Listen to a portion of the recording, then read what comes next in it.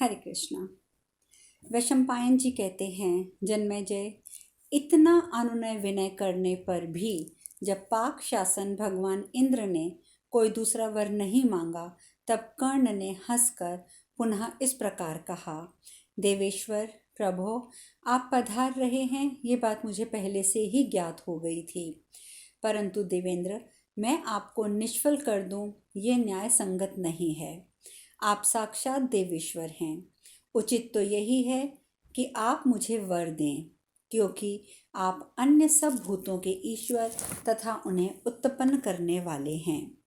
इंद्रदेव, यदि मैं आपको अपने दोनों कुंडल और कवच दे दूं, तो मैं शत्रुओं का वध्य हो जाऊंगा और संसार में आपकी हंसी होगी। इसीलिए शक्र, आप कुछ बदला देकर इच्छानुसार मेरे कुंडल और उत्तम कवच ले जाइए, अन्यथा मैं इन्हें नहीं दे सकता। क्योंकि कर्ण को सूर्यदेव की आज्ञा याद आ गई थी। इंद्रदेव बोले, कर्ण, जब मैं तुम्हारे पास आ रहा था, उससे पहले ही सूर्यदेव को ये बात मालूम हो गई थी। इसमें संदेह नहीं है कि उन्होंने ही तुम्हें सारी बातें बता दी थी। तात कर्ण, तुम्हारी रुचि के अनुसार इन वस्तुओं का परिवर्तन ही हो जाए। मेरे वज्र को छोड़कर तुम जो चाहो वही आयुध मुझसे मांग लो।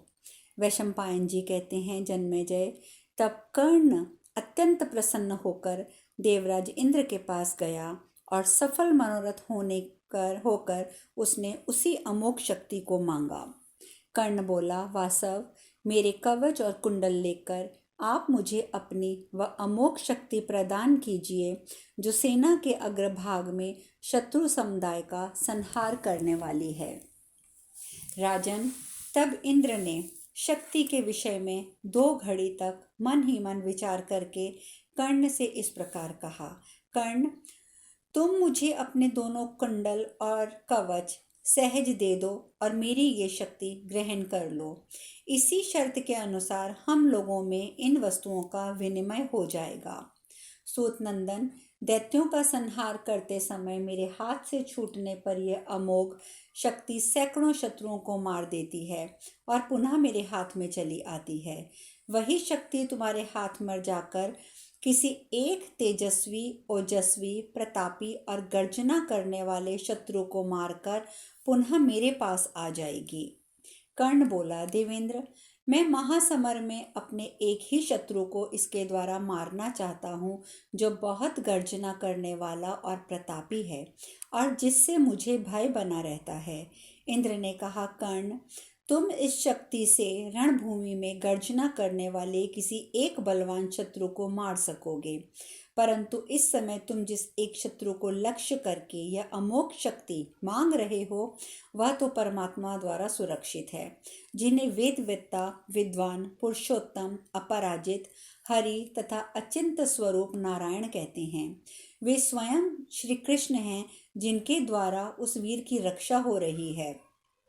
कर्ण बोला, भगवान, ऐसा ही हो तो भी आप एक वीर के वध के लिए मुझे अपनी अमोघ शक्ति दे दीजिए, जिससे मैं अपने प्रतापी शत्रु का वध कर सकूं। मैं आपको अपने शरीर से उघेड़कर कवच और कुंडल तो दे दूंगा, परंतु उस समय मेरे अंगों के कट जाने पर मेरा स्वरूप विभत्स नहीं होना चाहिए। इंद्रदेव ने कहा, कर्ण, तुम्हारा स्वरूप किसी प्रकार भी विभत्स नहीं होगा, तुम्हारे अंगों में घाव तक नहीं होगा, क्योंकि तुम असत्य की इच्छा नहीं रखते हो। वक्ताओं में श्रेष्ठ गण, तुम्हारे पिता का जैसा वर्ण और तेज है, वैसा ही वर्ण और तेज तुम पुनः संपन्न हो जाओगे। जब तक तुम्हारे पास दूसरे शस्त्र रहें और प्राण शक्ति संकट की परिस्थिति में ना आ जाए, तब तक तुम यदि प्रमादवश यह अमोघ शक्ति यूं ही किसी शत्रु पर छोड़ दोगे, तो यह उसे ना मारकर तुम्हारे ऊपर आ पड़ेगी। यह सुनकर कर्ण ने कहा, देवेंद्र, आप जैसा मुझसे कह रहे हैं, उसके अनुसार प्राण संकट की अवस्था में पड़कर ही मैं आपकी दी हुई इस शक्ति का उपयोग करूंगा। यह मैं आपसे सच्ची बात कहता हूँ। वैशंपायन जी आगे कहते हैं, राजन, तदंतर इंद्र की प्रज्वलित शक्ति लेकर कर्ण ने तीखी तलवार उठाई और कवच उधेड़ने के लिए उसने अपने अंगों को काटना आरंभ किया। उस समय देवता, मनुष्य, दानव सब लोग इस प्रकार अपना शरीर काटते हुए कर्ण को देखकर सिंहनाद करने लगे, परंतु कर्ण के मुख से तनिक भी विकार नहीं आया। कर्ण के सारे अंग शस्त्रों के आघात से कट गए थे, फिर भी वह नरवीर बारंबार मुस्कुरा रहा था। यह देखकर दिव्य दुदुम्बियां बज उठीं एवं आकाश से दिव्य फूलों की वर्षा होने लगी। तदंतर अपने शरीर से दिव्य कवच को उधेड़कर कर्ण ने इंद्र के हाथों में दे दिया और वह कवच उस समय जो कि रक्त में भीगा हुआ था। इसी प्रकार उसने कानों के कुंडल भी काट कर दे दिए। अतः इस कर्तन रूपी कर्म से उसका नाम कर्ण हुआ। इस प्रकार कर्ण को कवच और कुंडल से वंचित करके एवं संसार में उसका सुयश फैलाकर देवराज इंद्र हंसते हुए स्वर्गलोक को चले गए। उन्हें मन ही मन यह विश्वास हो गया था कि मैंने पांडवों का कार्य पूर्ण कर दिया है। धृतराष्ट्र के पुत्रों ने जब ये सुना कि कर्ण को कवच और कुंडलों से वंचित कर दिया गया है तो वह अत्यंत दीन से हो गए। उनका घमंड चूर चूर सा हो गया। वन में रहने वाले कुंती पुत्रों ने जब सुना कि सूत पुत्र इस दशा में पहुंच गया है तो उन्हें कुछ हर्ष भी हुआ। जन्मेजय ने पूछा, भगवान, वे वीर पांडव उन दिनों कहाँ थे? उन्होंने यह विप्रिय समाचार कैसे सुना और 12वां वर्ष व्यतीत हो जाने पर क्या किया? आप मुझे स्पष्ट रूप से बताएं। वैशंपायन जी कहते हैं, द्रौपदी को पाकर तथा जयद्रथ को काम्यक वन से भगाकर ब्राह्मणों सहित समस्त पांडवों ने मार्कंडेय जी के मुख से पुराण कथा और देवताओं और ऋषियों के विस्तृत चरित्र सुने। इस प्रकार वनवास की अवधि पूरी बिताकर वे नरवीर पांडव अपने रथ, अनुचर, सूत और रसोइयों के साथ पुनः द्वैत वन में लौट आए। इस प्रकार महाभारत वन पर्व के अंतर्गत कुंडल हरण पर्व में कवच कुंडल विषयक 310वां अध्याय पूर्ण हुआ।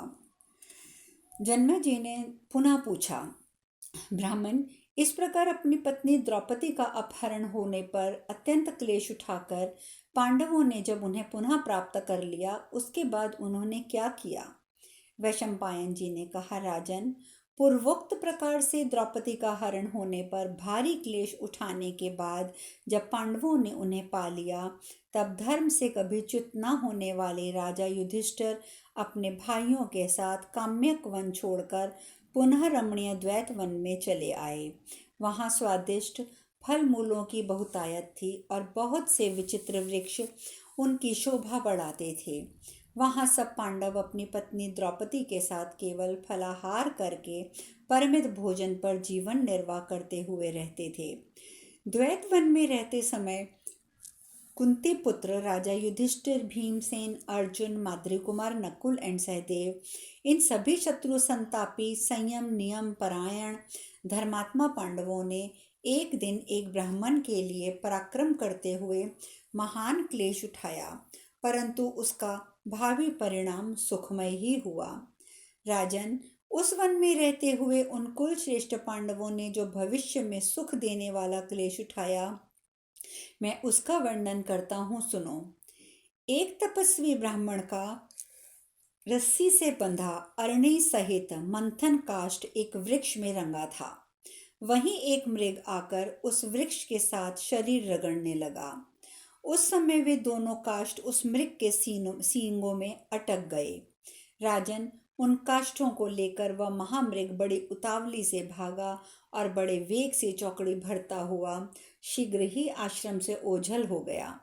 कुरुश्रेष्ठ, उस ब्राह्मण ने जब देखा कि मृग मेरी अरणी और मथानी को लेकर तेजी से भागा जा रहा है, तब वह अग्निहोत्र की रक्षा के लिए तुरंत वहीं पांडवों के आश्रम आया।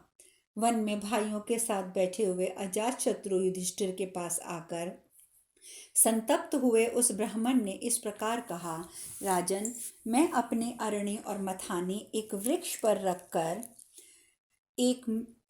कर आराम कर रहा था। एक मृग वहां आकर उस वृक्ष से शरीर रगड़ने लगा और उसके सींगों में वे दोनों काष्ठ फंस गए। वह महान मृग उन काष्ठों को लेकर बड़ी उतावली के साथ भाग गया है। अत्यंत वेगवान होने के कारण चौकड़ी भरता हुआ शीघ्र ही आश्रम से दूर निकल गया है।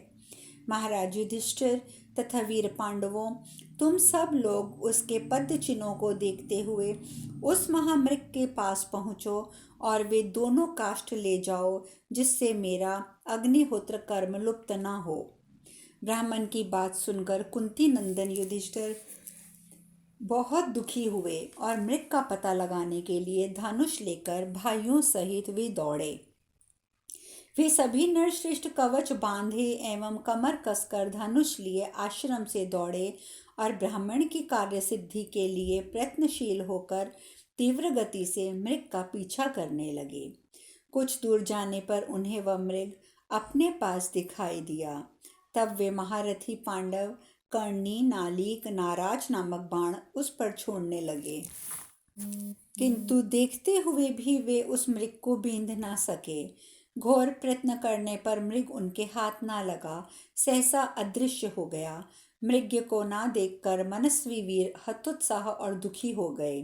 तत्पश्चात उस गहन वन में भूख प्यास से पीड़ित अंगों वाले पांडव एक शीतल छाया वाले बरगद के पास आकर बैठ गए।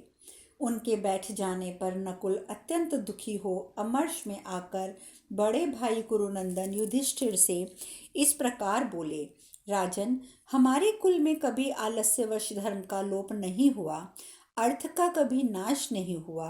हमने किसी भी प्राणी के प्रार्थना करने पर कभी उसे कोरा जवाब नहीं दिया, निराश नहीं किया। फिर हम इस धर्म संकट में कैसे पड़ गए। इस प्रकार महाभारत वन पर्व के अंतर्गत अरण्य पर्व में मृग का अनुसंधान विषयक 311वां अध्याय पूर्ण हुआ। यह सुनकर युधिष्ठिर महाराज बोले, भैया, आपत्तियों की ना तो कोई सीमा है, ना कोई निमित्त दिखाई देता है, ना कोई विशेष कारण ही परिलक्षित होता है। पहले का किया हुआ पुण्य और पाप रूप कर्म ही प्रारब्ध बनकर सुख और दुख रूप में फल बांटता रहता है। भीमसेन ने कहा, जब प्रतिकामी की जगह दूत बनकर गया हुआ दुशासन द्रौपदी को कौरवों की सभा में दासी की भांति बलपूर्वक खींच कर ले आया, उस समय मैंने जो उसका वध नहीं कर डाला, इसी के कारण हम लोग ऐसे धर्म संकट में पड़े हैं। अर्जुन बोले, सूत पुत्र कर्ण के कहे हुए कठोर अस्थियों को भी विदीर्ण कर देने वाले अत्यंत कड़वे वचन सुनकर भी जो हमने सब सहन कर लिया, उसी की वजह से आज हम धर्म संकट की अवस्था में पहुंचे हुए हैं। सहदेव ने कहा, भारत, जब शकुनी ने आपको जुए में जीत लिया और उस समय मैंने उसे मार नहीं डाला, उसी का ये फल है कि आज हम लोग धर्म संकट में पड़ गए हैं। वैशंपायन जी कहते हैं, तदंतर राजा युधिष्ठिर ने नकुल से कहा, माद्री नंदन, किसी वृक्ष पर चढ़कर सब दिशाओं में दृष्टिपात करो। कहीं आसपास पानी हो तो देखो, अथवा जल के किनारे होने वाले वृक्षों पर भी दृष्टि डालो।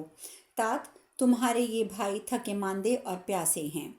तब नकुल बहुत अच्छा कहकर शीघ्र ही एक पेड़ पर चढ़ गए और चारों ओर दृष्टि डालकर अपने बड़े भाई से बोले, राजन, मैं ऐसे बहुतेरे वृक्ष देख रहा हूँ जो जल के किनारे ही होते हैं। सारसों की आवाज़ भी सुनाई देती है, अतः निसंदेह यहाँ आसपास ही कोई जलाशय है। तब सत्य का पालन करने वाले कुंती नंदन युधिष्ठिर ने नकुल से कहा, सौम्य, शीघ्र जाओ और तरकसों में पानी भर लाओ। नकुल बहुत अच्छा कहकर बड़े भाई की आज्ञा से शीघ्रतापूर्वक गए। जहाँ जलाशय था वह वहाँ तुरंत पहुँच गए। वहाँ सारसों से घिरे हुए जलाशय का स्वच्छ जल देखकर नकुल को उसे पीने की इच्छा हुई। इतने में आकाश से उसके कानों में एक स्पष्ट वाणी सुनाई दी।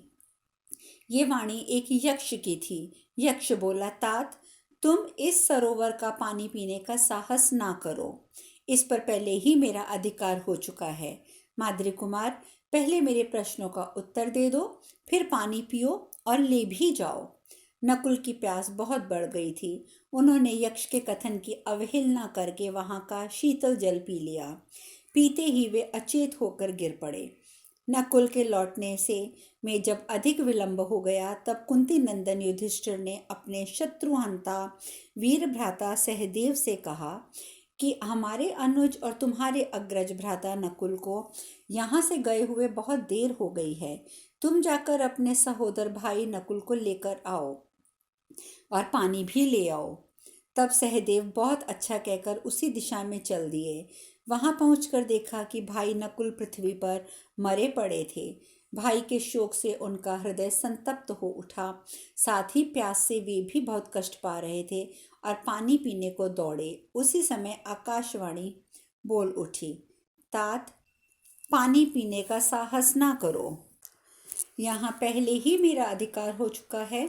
तुम पहले मेरे प्रश्नों का उत्तर दे दो, फिर इच्छा अनुसार जल पियो और ले भी जाओ। प्यासे सहदेव उस वचन की अवहेलना करके वहां का ठंडा जल पीने लगे और पीते ही वह भी अचेत होकर गिर पड़े। तदंतर कुंती कुमार युधिष्ठिर ने अर्जुन से कहा, शत्रुनाशन भीभत्सो, तुम्हारे दोनों भाई बहुत देर से नहीं लौटे। तुम्हारा कल्याण हो। तुम दोनों को बुलाकर लाओ और साथ ही पानी भी लाओ। तात, तुम ही हम सब दुखी बंधुओं के सहारे हो। युधिष्ठिर के ऐसा कहने पर निद्रा विजयी बुद्धिमान अर्जुन धनुष बाण और खड्ग लिए उस सरोवर के तट पर गए। श्वेतवाहन अर्जुन ने जल लाने के लिए गए हुए उन दोनों पुरुष सिंह भाइयों को वहां पर मरे हुए देखा। दोनों को प्रगाढ़ निद्रा में सोए हुए की भांति देखकर मनुष्यों में सिंह के समान पराक्रमी अर्जुन को बहुत दुख हुआ।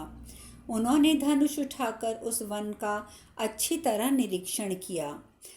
जब उस विशाल वन में उन्हें कोई हिंसक प्राणी दिखाई नहीं दिया, तब सव्यसाची अर्जुन थककर पानी पीने की ओर दौड़े।